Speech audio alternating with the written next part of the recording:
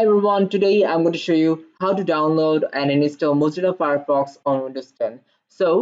If you're using Windows, you will have a browser called Microsoft Edge pre-installed on your system, and you have to open the browser. And now from here, you have to click on the search bar and write google.com. Now, after you've gone to google.com, you have to search Mozilla Firefox. Now there will be many results and many websites that you can download Mozilla Firefox from, but we're going to use the official website, and that is this one, www.mozilla.org. So we're going to click on the link.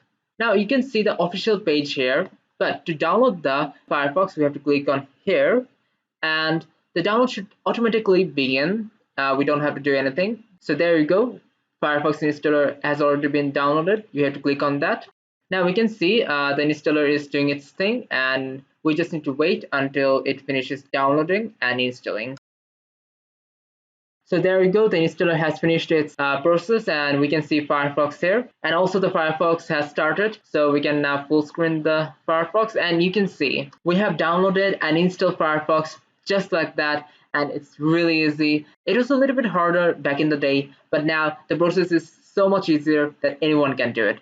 So thank you everybody for watching this video, and if you think this video was helpful to you, please consider subscribing and liking this video so that we can create more content like this in the future.